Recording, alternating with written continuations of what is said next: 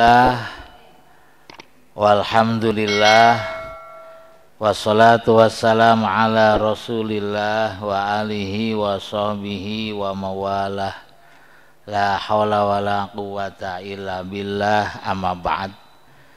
Bapak-bapak, ibu-ibu, hadirin hadirat jamaah Masjid Nurul Hidayah yang saya hormati, wabil khusus Ketua DKM Masjid Nurul Hidayah Haji Burhan, juga yang saya hormati guru kita Al-Mukarram Ustadz Dayat, Bapak RW Ahmad Komari, Bapak RT, baik RT Dinar ataupun RT Muhadi, dan seluruh jamaah, juga mentan RT Mawi, yang semuanya mudah-mudahan ditambahkan ilmu yang bermanfaat, sehat walafiat untuk taat, tetap iman Islam, kelak matinya husnul khatimah. Allah anugerahkan keluarga yang sakinah, mawadah, warahmah, keturunan yang solihin dan solehat, rizki yang banyak, halal dan berkah.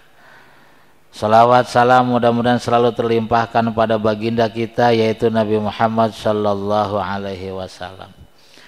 Alhamdulillah, pada malam ini Allah anugerahkan kemampuan kepada kita semuanya. Salat maghrib berjamaah dilanjutkan dengan ngaji, masih dari kitab Majmu'atul Rasail, hadis qudsi, yaqulullahu ta'ala, yabna Adam, wahai anak cucu Adam, al-malu mali wa anta abdi, famalaka min mali illa ma akalta fa'afnaita.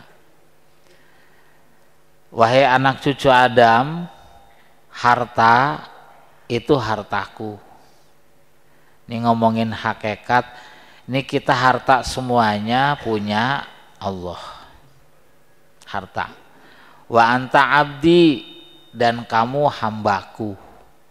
Kalau hamba itu tugasnya suruh beribadah, mengabdi, menghamba, patuh sama majikannya. Kalau suruh A ya A, B ya B, C ya C. Terus famalaka min mali, maka tidak ada manfaat bagimu min mali dari hartaku, illa ma akalta fa'afnaita, kecuali yang kamu makan terus rusak. Ini harta kita yang sekarang berbentuk masih duit, masih uang, masih ATM. Sebagian ujung-ujungnya diberi makanan. Udah diberi makanan, begitu dimakan rusak jadi kotoran. Itu hakikatnya harta kita tuh. Jadi harta itu pun masih milik Allah. Nah, tinggal kita makan itu yang ujungnya rusak jadi kotoran. Itu kira-kira buat kebaikan karena Allah atau cuman buat muasin nafsu saja. Ya. Kalau buat kebaikan tuh makannya sekedar untuk kekuatan badan di dalam beribadah. Kekuatan badan beribadah itu tidak sama. Orang Arab tuh kalau makan 2 kali lipat kita. Saya kalau waktu tahun 2014 pernah ke sana. Kenapa 2 kali lipat orang kita? Emang dia mah badannya gede-gede. Koper 32 kilo aja dilemparin tangan satu biasa. Dan lain sebagainya. Nah, kalau orang kita ada lagi, kalau Buya Mufasir katanya orang makan sehari 2 kali itu mah sama hewan. Mereka itu banyak yang kuat makan cuman sesuap sehari. Buat contoh saja. Alasannya apa? Ternyata ucapan, kata-kata, ilmu itu kalau ditirakatin, dibeli dengan perut lapar, itu mengandung hikmah. Banyak, mohon maaf, saya sering ngedengerin dosen, ya profesor doktor bicara ilmiah banget.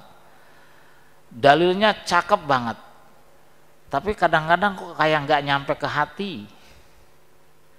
Tapi ada orang cuma sekedar lulusan pesantren balai rombeng, ngomong sekata dua kata atau sekalimat dua kalimat kok sampai nyentuh ke hati.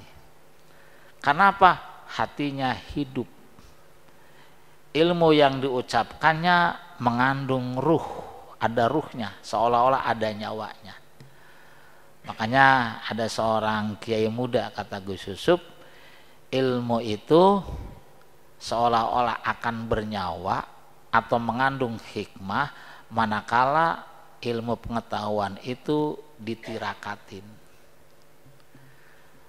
Hampir mayoritas orang-orang sekarang yang sukses, kiai-kiai besar itu ternyata di belakangnya ada orang-orang tuanya yang suka nirakatin, dan nirakatin itu yang paling umum dengan cara lapar. Karena orang lapar biasanya ruhnya lebih hidup, hatinya lebih hidup, sehingga hatinya lebih lembut, doanya lebih tajam. Hampir mayoritas begitu itu.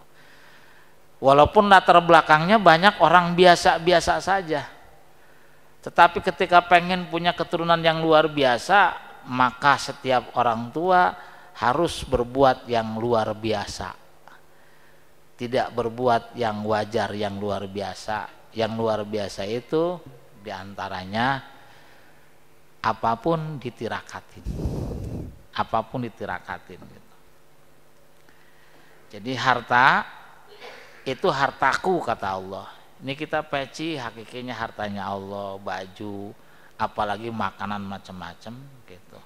Dan kamu kata Allah diingetin, hambaku nggak boleh macam-macam, jangan belagu, apalagi sombong. Hambaku, kamu itu hambaku. Dan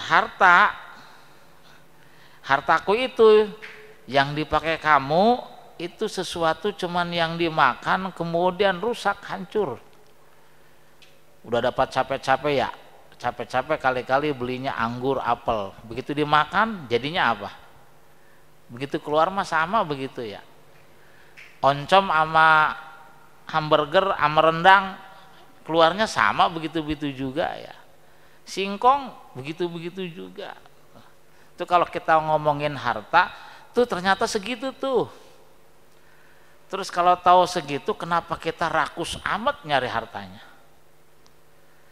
Mending kalau cuman hancur begitu terus enggak dihisap. Nanti kalau ditanya gimana? Dan pasti akan ditanya. Gitu. Enaknya cuman sampai tenggorokan. Udah sampai lewat tenggorokan mah nih kayaknya hamburger sama oncom sama deh. Iya. Kangkung sama rendang sama. Kadang keluarnya enakan yang kangkung rada merosot gitu. Iya rada merosot begitu, rendang ngeden gitu, dicernanya susah. Malah justru yang kangkung genjer gitu, merosot gitu, dan lain sebagainya. Ya, maksud saya sih kita itu cuman ngentengin hidup, jangan terlalu terfokus hidup itu nyari harta. Ujung-ujungnya begitu tuh, ujung-ujungnya. Iya, orang yang hidupnya capek karena termotivasi cuman yang begitu-begitu. Ada capek, tapi capeknya itu nanti akan mendapatkan sesuatu yang luar biasa. Manakala capeknya nyari harta, buat apa? Buat kebaikan. Kalau nggak buat kebaikan mah, udah nggak usah nyari harta, cukup buat makan aja. Silakan banting tulang dari pagi sampai malam, cuman buat apa? Kebaikan. Pengen biar anak itu bisa sekolah, bisa ngaji, bisa mesantren.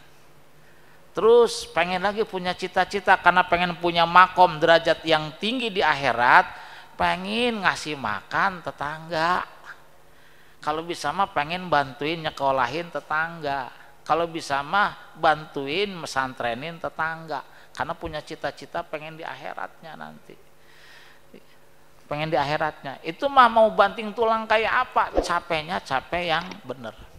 Kalau nggak capek bener sayang sayang. Ditagih sama Allah, ditanya. Sampai-sampai ada orang ngetes supaya buat kita itu kalau wirid jangan motivasinya begitu lagi ya. Dulu ada Kiai Jawa Timur ngamalin surat Waqiah, tapi tujuannya cuma ngetes, bukan ngetes Allah, ngetes keyakinan. Setiap habis sholat baca 7 kali. Kalau orang yang hafal mah cepet, ini habis maghrib sampai isya aja masih keburu 7 kali, karena baca Waqiah 2 menit bisa. Saya dulu Waqiah 2 menit bisa, Yasin 3 menit dah, kalau Waqiah 2 menit gitu. Cuman bacanya rada cepet.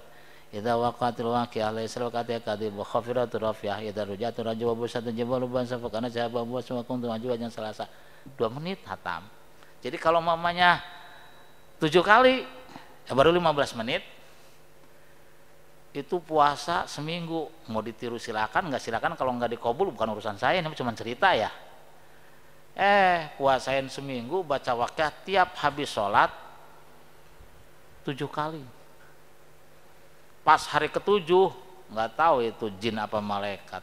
Assalamualaikum. Ini namanya ini ya, ini jatahnya. Duit sekarung gede dari kantong, sekarung gede gitu. Dibuka duit semua. Tapi ini orang nih karena kiai, nggak, saya cuman pengen ngetes keyakinan saya aja, nggak diterima. Takut apa? Takut tidak bisa saya gunain, karena sebenarnya mah kita nggak punya harta itu milik Allah. Kalau dari sekarung itu 5.000 aja salah guna bakal ditagih, bakal dimintai pertanggungjawaban. Cuman ada yang ngetes begitu tuh. Nah kalau kita mah kalau ada amalan begitu dicari ya. Iya, alasannya nanti kalaupun dapat sekarung, setengah karungnya buat bikin masjid. Iya, buat yayasan yatim. Ini di atas lantai 3. Nanti yayasan yatim gitu. Udah dapat duit mau boro-boro. Iya. Lupa gitu. Mendingan buat nikah lagi sekali nambah 3. Jadi 4. Iya, mau yang kayak artis kayak gitu. Artis Tanjidor. Bismillahirrahmanirrahim. Ya.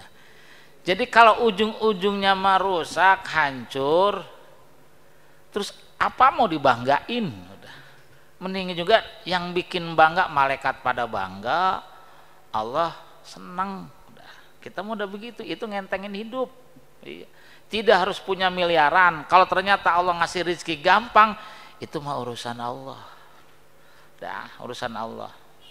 Kalau Allah ngasih rezeki gampang, ngeduk pasir tahu-tahu dapat berlian, itu mah urusan Allah. Kita mah cita-citanya bukan nyari begitulah. Yang penting kita itu hidup, kira-kira anak bisa sekolah, anak bisa pesantren, pantas layak bisa ibadah, alhamdulillah. Sebab apa? Takut dihisabnya berlebihan, nanti antri lama lagi. Udah kalau antri lama, emang nggak dimintai pertanggungjawaban. Kayak kasir ditagih. Ini kalau 2 troli 2 juta.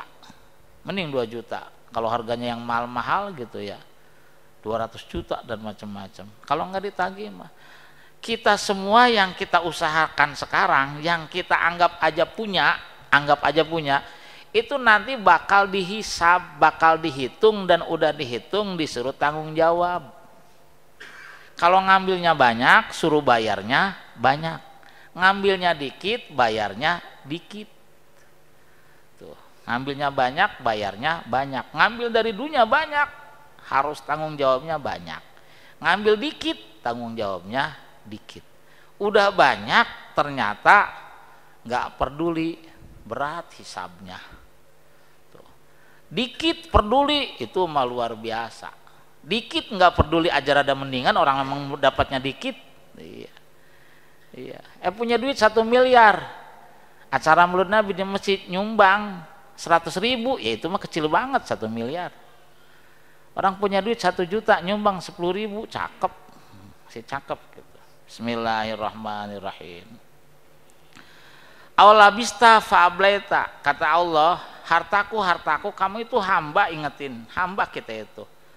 Atau kalau tadi itu harta, ujung-ujungnya dimakan sama kamu, kemudian rusak, hancur, jadi kotoran. Tuh hakikinya harta. Atau mungkin dipakai, ini baju dipakai, semua mobil, bahkan rumah dan macam-macam. Kemudian fa'ableta, ujung-ujungnya lapuk. Baju dibangga-banggain kayak apa, nantinya hancur, nggak kekal. Rumah hebatnya kayak apa, hancur. Dan lain sebagainya, peci kayak sarung dan macam-macam, nantinya bakal hancur. Itu harta tuh, itu harta saya, masih harta saya, kata Allah. Auta sodakta faabqaita, atau kamu sodakokan faabqaita, kemudian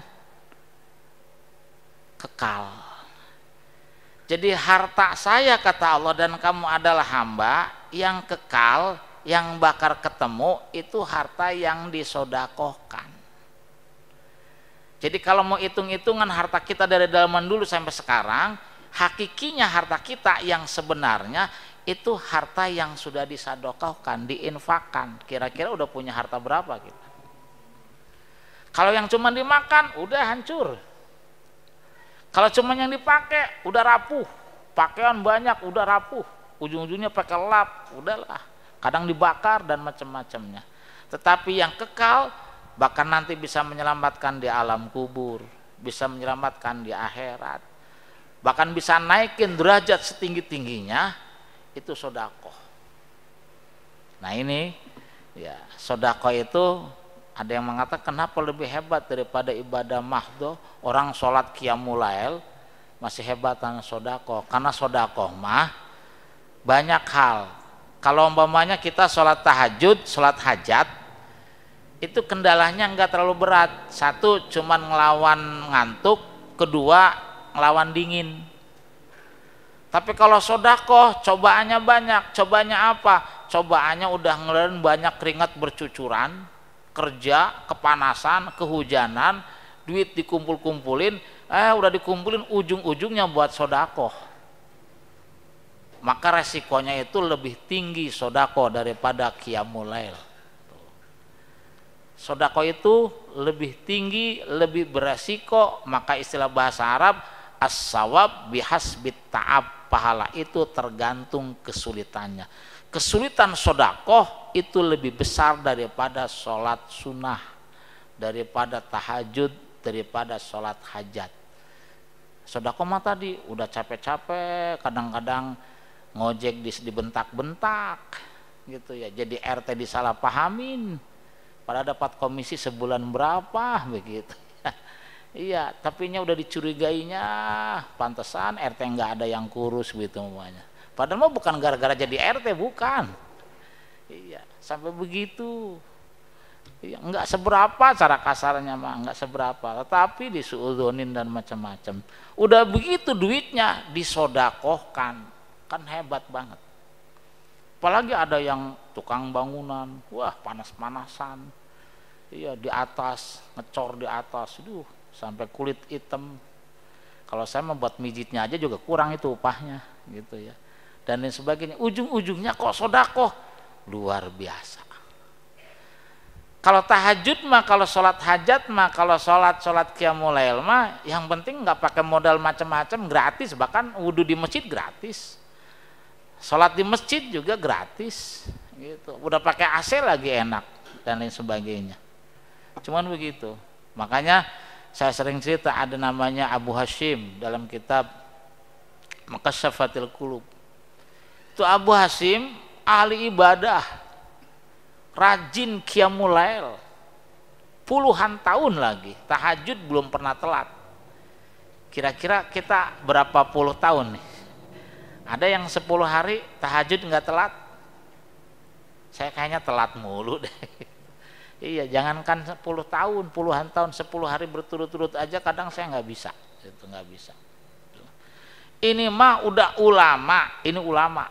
Kalau kita kan boro-boro ulama ya. Kita ustadz juga enggak, pinter juga enggak. Ini mah saya ngomong cuman tak ada rotan akar pun berguna aja. Gitu. Ulama bukan, tahajud jarang. Ini mah tahajudnya tiap malam berpuluh-puluh tahun. Saking pedenya suatu ketika mau ambil wudhu, ada sosok di pinggiran sumur. Ditanya, siapa engkau? Setelah disalamin, ya, jawabnya saya utusan Allah. Bisa jadi utusan Allah itu ya wujudnya malaikat atau gimana. Itu kamu sedang apa di sini? Sedang mencatat muhibbina fillah, orang-orang yang cinta kepada Allah. Maksudnya mah wali-walinya Allah. Itu yang dipegang apa? Ya ini buku catatan muhibbina fillah, catatan orang-orang yang disebut cinta kepada Allah. Ini Abu Hasim saking karena jadi ulama dan dia tahajudnya sampai berpuluh-puluh tahun. Ada yang mengatakan lebih dari 40 tahun tidak pernah telat, bayangkan. Ada enggak catatan saya di situ? Dibuka dari halaman pertama sampai terakhir, enggak ada. Bayangkan. Itu kalau kira-kira kita kalau ada yang begitu kita nanya pantas enggak ya? Saya mau buru-buru dari pantas juga enggak gitu. Ada enggak catatan nama saya? Enggak ada. Jangan-jangan kelewat kali. Kenapa? Bahasa kasarnya kan saya ulama. Saya tahajud tiap malam. Coba buka lagi. Begitu dibuka lagi di kebet halaman pertama sampai terakhir enggak ada. Nyusuk itu Abu Hasim, nangis terseduh-seduh. Kenapa? Ibadahnya luar biasa kayak begitu, tapi ternyata tidak ada dalam golongan catatan muhibbina fillah, wali-walinya Allah, orang-orang yang tergolong cinta kepada Allah. Apa kata sosok yang duduk di sumur ini? Wahai Abu Hasim, sebenarnya aku tiap malam menyaksikan engkau. Kamu bangun melawan ngantuk dan kamu ambil air wudhu melawan dingin. Dan aku pun menyaksikan tiap malam engkau tahajud berpuluh-puluh tahun. Tetapi ketahuilah wahai Abu Hasim, aku tidak diperkenankan oleh Tuhanku untuk mencatat namamu sebagai muhibbina fillah, mencatat golongan orang-orang yang cinta kepada Allah. Tahu Abu Hasim kenapa? Karena kamu cuman egois, mementingkan diri sendiri, mendekat kepada Allah, takarub kepada Allah, sehingga tiap malam qiyamul lail, tetapi kamu lupa sebelah kanan kirimu, samping-sampingmu banyak orang yang perlu dibantu dan dibantu. Kamu lupa.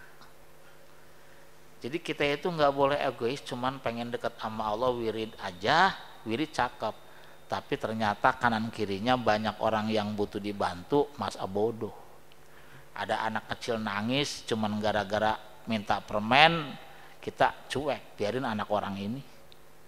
Ada anak berantem cuman gara-gara minta jajan sama temennya nggak dapet, kita mah masa bodoh, orang anak orang. Itu yang begitu mah jauh. Akhirnya apa? Nangis. Emang bener. Maka dari itu ada ulama yang mengatakan sodakoh atau ibadah sosial, ibadah bantu orang karena Allah itu jauh lebih dahsyat daripada ibadah langsung kepada Allah.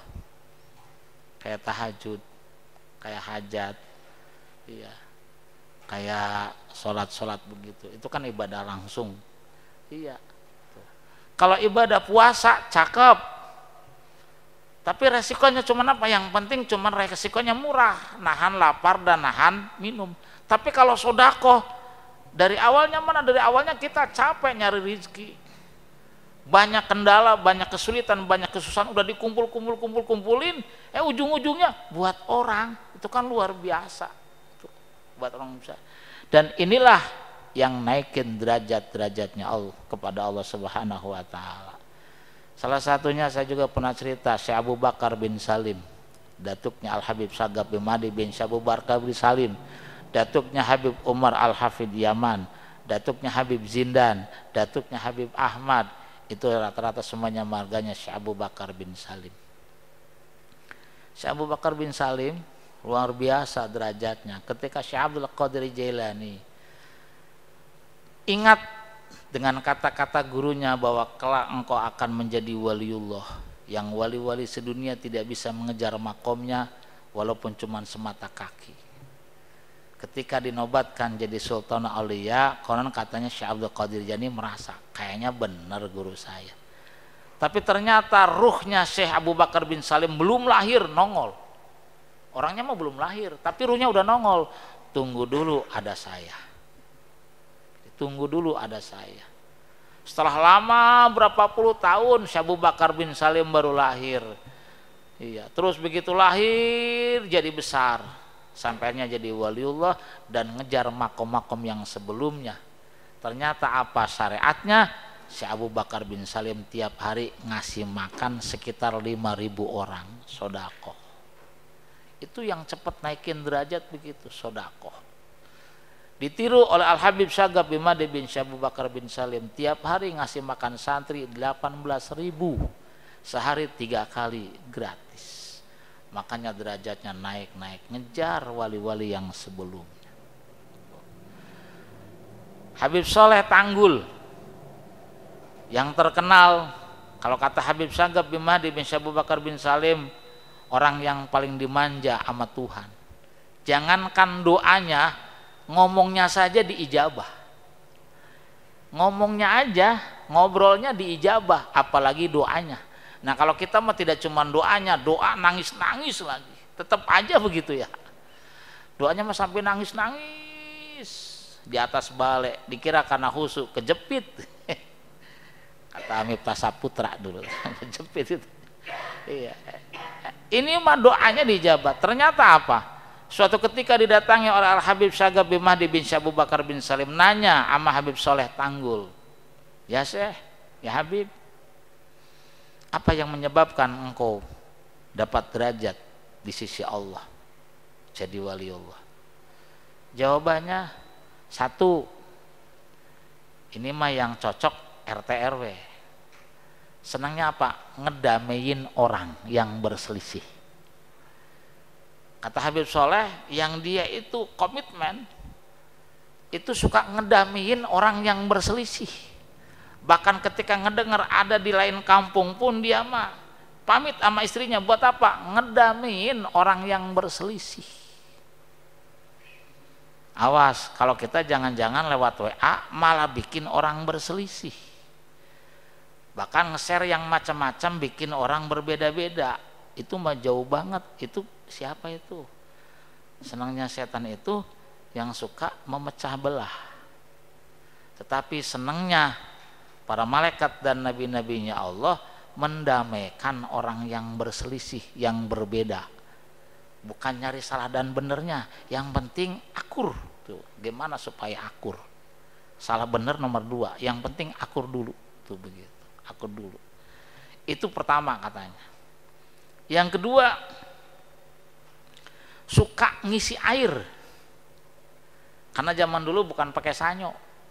Ngisi air kolam wudu.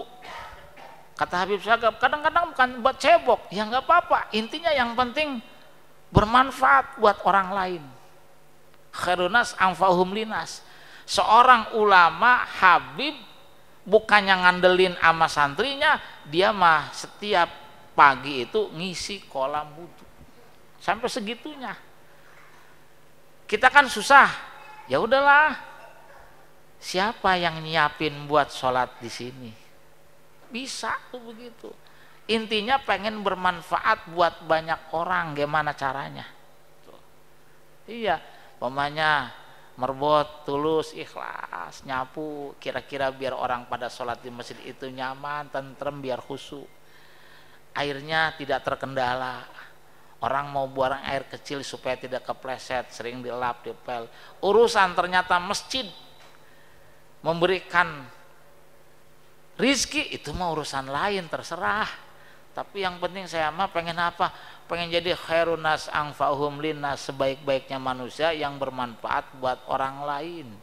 Dah, semua bisa. Lewat jalur RT bisa. Lewat jalur merbot bisa.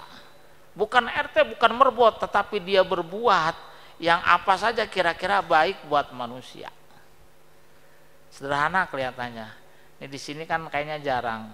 Orang depan rumah siapin air galon. Siapa tahu ada orang lewat haus. Cuman bingungnya awet orang lewat haus minum pingsan, bingung kita ya. Iya.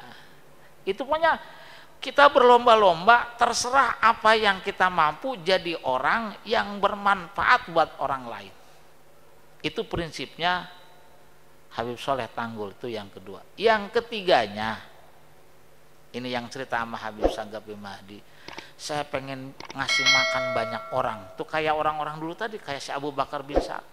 Saya pengen ngasih banyak orang, tapi kayaknya urusan rezeki, tapi saya tidak semampu itu. Akhirnya apa?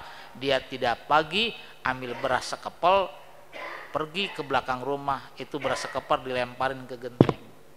Siapa tahu ada burung-burung yang makan beras saya. Kalaupun saya tidak bisa memberikan makan banyak orang, paling tidak saya ngasih makan burung-burung makhluknya Allah. Kata Habib Soleh, sebab itulah aku diangkat derajatnya di sisi Allah.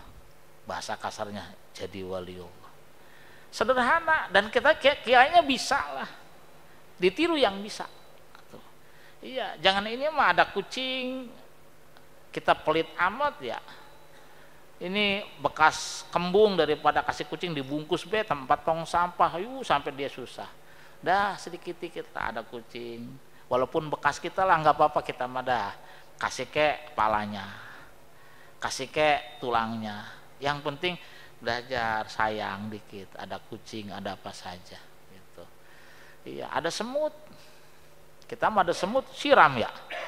Iya, siram, sama selubang-lubangnya disiram. Itu berapa ribu orang pada meninggal tuh semut. Itu kalau semut bisa doa, emang bisa doa sebenarnya mah. Iya. Sampai saya pernah cerita, ada seorang ibu-ibu dagang tuh, kalau kita mah kayak lopis ya. Kalau lopis suka biasa ada air gulanya ya. Iya, kalau ada yang beli, cerit. Diawasin. Ada anak muda ngawasin, ini orang kok dikit-dikit cerit buang gula, jangan-jangan ini dari mbahnya, syariatnya begitu kali, dikira dari dukunnya. Ternyata apa? Dia dagangnya laku, berkah hidupnya. Akhirnya penasaran tuh anak muda nanya, Mbah, kok setiap orang kalau ada yang beli, Mbah suka kayaknya buang gula dikit gitu. Itu dapat syariat dari mana, Mbah? Oh enggak, itu bukan syariatnya supaya saya laku. Saya pengen sodakoh sama makhluknya Allah, nggak bisa. Kali kalau saya tuh kecrit saja buat semut mah cukup 100 semut. Jadi kalau kita nggak bisa sodako berbuat baik sama manusia, paling tidak tuh sama hewan, crit, 2 tetes aja bisa jadi itu 100 semut pada kenyang semua. Dan semut pun bisa berdoa, semut pun berzikir, yusabbihu ma fis samawati wa ma fil ardh, seluruh yang di langit dan di bumi bertasbih. Ukuran diijabah dan tidak bukan karena besar dan kecilnya ciptaan Allah, karena gedenya kita kalah sama gajah, doanya hebatan gajah daripada kita. Iya, tapi bukan masalah gede semut dan gajah, hebatan gajah doanya, tidak, sama-sama makhluk Allah. Begitu pula manusia, bukan karena kecil dan besarnya. Kalau karena kecil besarnya orang Eropa hebat-hebat doanya, karena dia lebih gede, lebih tinggi dan lain sebagainya. Tetapi sama-sama makhluknya Allah. Iya, sama-sama makhluknya Allah.